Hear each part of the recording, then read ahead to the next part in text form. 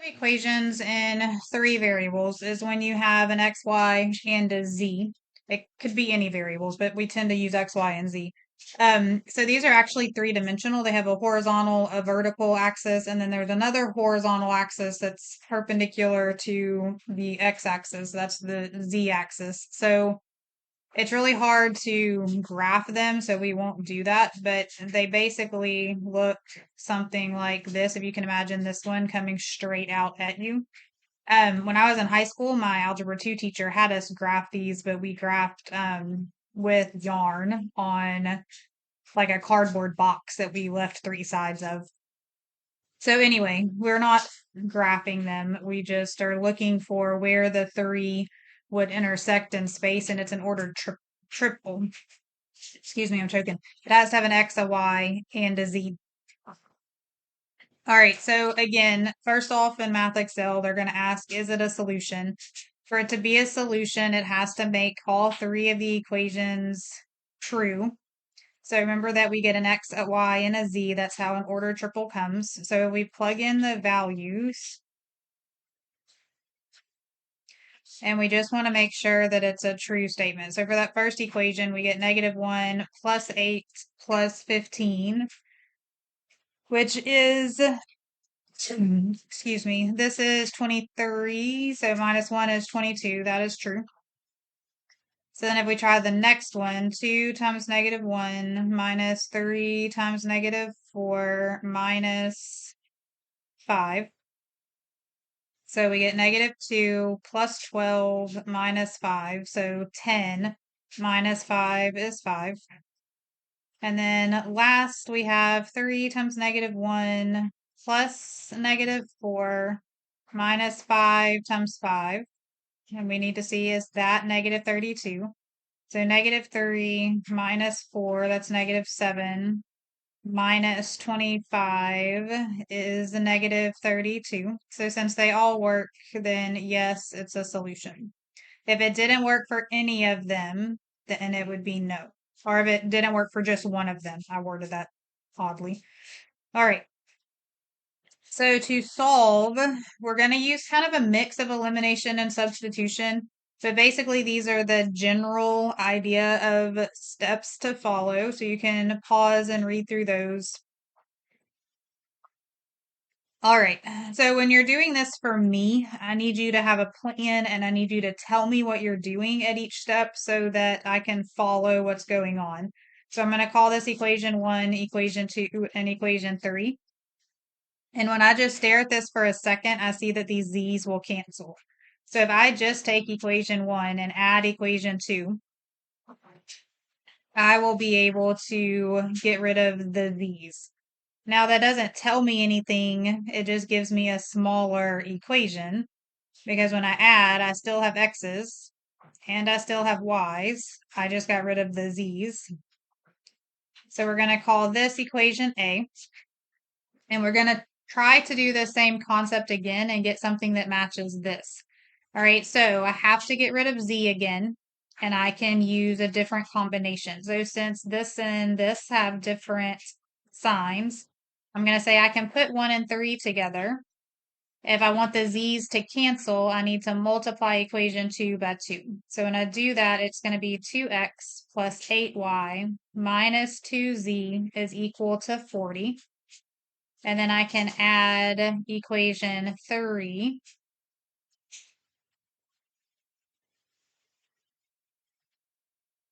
So we get 4x plus 5y. The z's cancel, and we've got 24. All right, so we'll call that B. All right, so now if we just look at A and B, we have a system of two equations with two variables, so we can work it like we worked the ones in the previous lesson. If I multiply A or B, either one by -1, then my 4 x's are going to cancel. So I chose A. We'll multiply all of those by -1. We'll leave, actually, I said I chose A and then I did B, didn't I?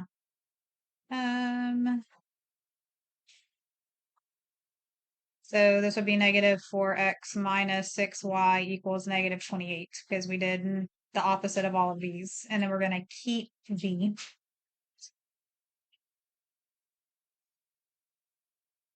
All right, so then when we add, the x's cancel, we get negative y is equal to negative 4, which means that y is equal to positive 4. Don't forget that this kind of step is something they expect to see. All right, so now that I know that y is 4, I know one thing. If I go back up here and plug it in somewhere, I'm still going to have two variables that I don't know. So I have to plug it into this a or b that I created. It doesn't matter which one, you just choose. So I'm going to say I'm going to take the fact that y is equal to 4 and put it into, we'll do b. So 4x plus 5 times 4 equals 24. So 4x plus 20 is 24. So then we will subtract 20 from both sides. So 4x is equal to 4. Divide by 4 on both sides, and x is equal to 1. All right, so now that I know two variables, I can take both of those and plug it in to one of the equations that has three variables. So again, it doesn't matter which one, it's your personal choice. We are trying to get z by itself. I'll do equation 2, just because it has a plain positive z. All right, so this would be 3 times 1 plus 2 times 4 plus z is equal to 8. So 3 plus 8 plus z is equal to 8. So 11 plus z is equal to 8. I know some of you are thinking, I know what the answer has to be right here. But remember, they want to see all of the work, so show them all of the steps.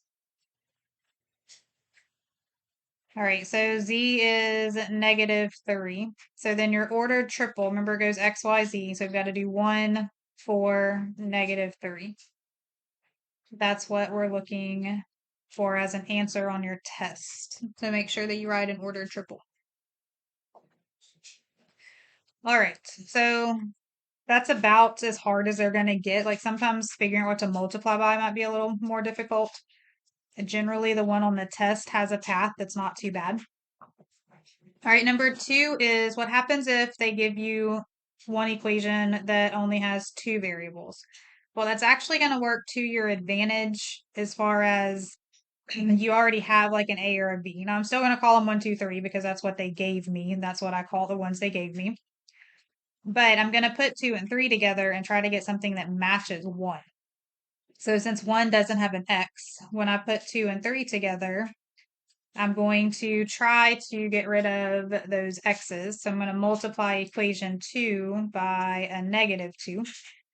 So it'll be negative 2x minus 4y minus 2z is equal to negative 34. So then equation 3, we don't change. And then I think on this one, we actually get super lucky because the x's cancel and so do the z's. So we should figure out right off the bat that y is 5. All right, so then I can take what y is equal to, and the only place that makes sense to put it is equation 1, where there's only a y and a z. So 10 minus z is equal to 7. Subtract 10, divide by the negative 1, and we know z is 3. All right, so then you can take the fact that y is 5 and z is 3, and we can put those into 2 or 3, it doesn't matter which one, to figure out x. I'm going to pick 2. So x plus 2 times 5 plus 3 is equal to 17. So x plus, this is 13, equals 17. Subtract 13 on both sides, and x is 4. So we get 4, 5, 3, because we have to put them in x, y, z as the order. All right. Number 3. All right, so stare at this a minute and see if you can decide what you want to do. Now, keep in mind that if you pick something different than me, it doesn't matter. We should get the same answer no matter what path we take, provided we don't make some kind of careless mistake along the way. So, grading these as a teacher is pretty annoying because I have to look at every little thing that you did because everybody in the room could take a slightly different path to get to the same right answer. So, that's why I ask that you kind of give me a roadmap of what's happening so that I know what you were trying to do and I don't have to make assumptions. All right. So I don't think anything's really going to be any easier than anything else. So I'm just going to pick, I'll do the y's. We'll get rid of y. So if I put 1 and 2 together, I can multiply 1 by 3. And my y's will cancel.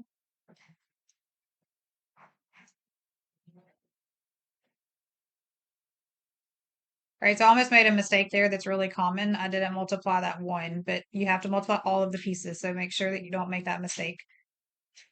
All right, so then equation 2, when we add all of this together, we get 9x, y's cancel, minus 7z is equal to 2. So call that A. All right, so to create equation B, remember it cannot have a y, that's the goal. So I'm going to go with 1 and 3, but this time I'll multiply equation 1 by 2 so that it cancels out that negative 2. So we'll have 4x plus 2y minus 4z is equal to negative 2. And then equation 3 is x minus 2y plus 3z is equal to 6. So 5x, y's go away, minus z is equal to 4.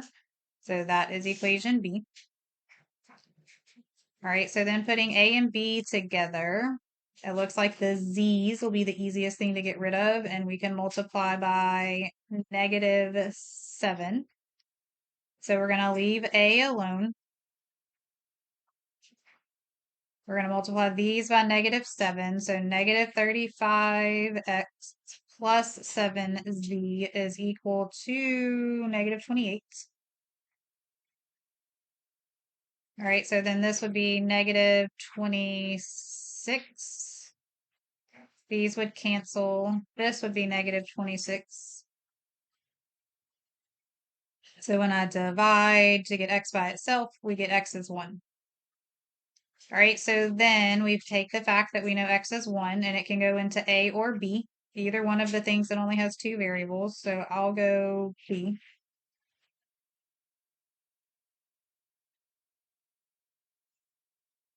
So 5 times 1 minus z is equal to 4. So 5 minus z is equal to 4. Subtract 5. Divide by negative 1. So z is 1. All right, so then we can take the fact that x is 1 and z is 1 and plug it in. I believe equation 1 is our best bets because it has that plain y. So it'll be 2 times 1 plus y minus 2 times 1 is equal to negative 1. So this is 2, this is negative 2. Those cancel out. So y is equal to negative 1. So we get 1, negative 1, 1 as our solution. All right. So on this one, if you look really close, hopefully you can recognize some kind of fun pattern going on. Like this is times 3, times 3, times 3, but this is not times 3. This is times 2, times 2, not times 2, not times 2. So there's kind of a pattern, but kind of not. So we'll go ahead and see what we can do. Let's say we want to put 1 and 2 together. and I want to get rid of x's. So I would need to multiply this equation 1 by negative 3. So we have negative 9x minus 6y plus 9z is equal to negative 6. So then equation 2 is 9x plus 6y minus 9z. Apparently I'm struggling to write. So when I add those together, x's cancel, y's cancel, these cancel, so nothing. But these do not cancel. So I get something that is not true. So this is no solution. Or you can write this, meaning the empty set.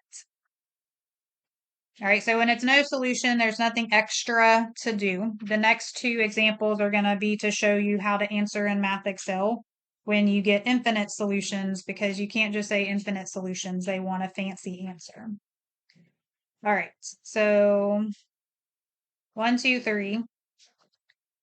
If we just put 1 and 2 together, hopefully you can see that those are going to completely cancel out.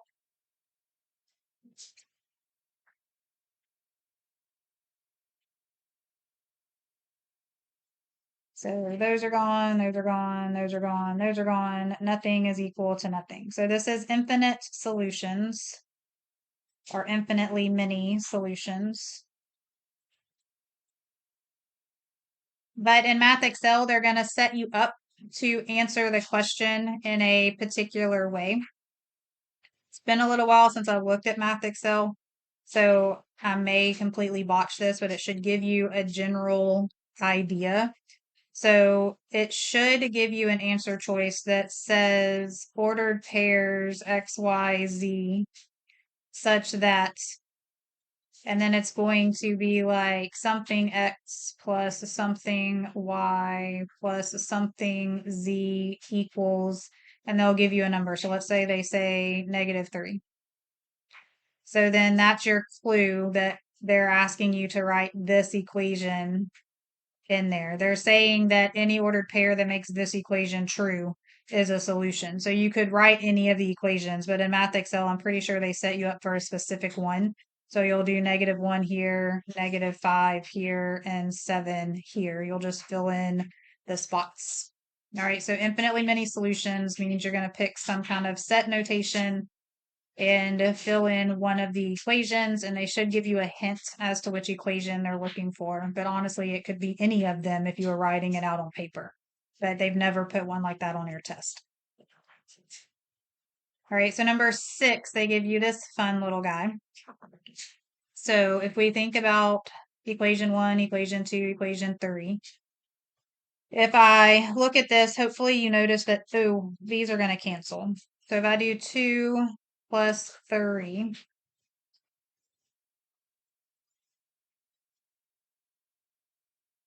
I do cancel out those y's, but then I have an x and a z. So it's x plus z is equal to 16.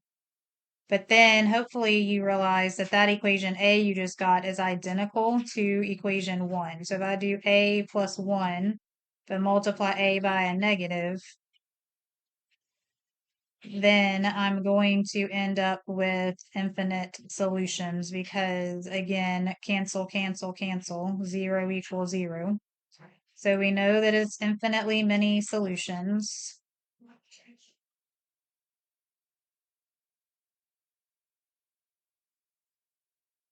And then in MathXL, the way that they set this one up is they're going to say, I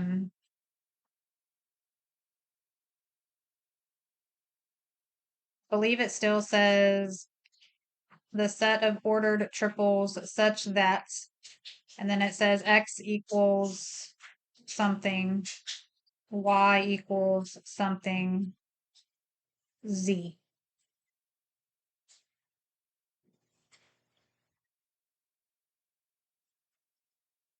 All right, so this is saying that we need things in terms of z, since z is the only one that doesn't have a z equals something. So, and it may not say x equals, it may just be a box and then a z. I can't remember, but we're trying to fill in x is equal to what in terms of z. So if you take this one right here that just has x and z, and you get the x by itself, then it's 16 minus z. So that's what goes in the x's place. And then if you take, trying to find, here we go. The one that just has a y and a z, and you get y by itself, then you will know what y is in terms of z, and that's what goes in the y spot. Right, so again, in Math Excel, I don't know if it says x equals or if it's just a blank here, but they're asking what is x in terms of z. So you've got to take the equation that has just an x and a z and solve for x. Same thing with the y. It may say y equals, it may just be a box, but they just want to know what is y in terms of z. Take the equation that has a y and a z, solve it for y, and tell me what that is. All right, so if you have questions about systems of equations, let me know. I don't think in this lesson they ask you anything about independent, dependent, consistent, inconsistent, but it would follow the same pattern as what we did in 5.1. So you can look back at those notes to get those definitions of those words.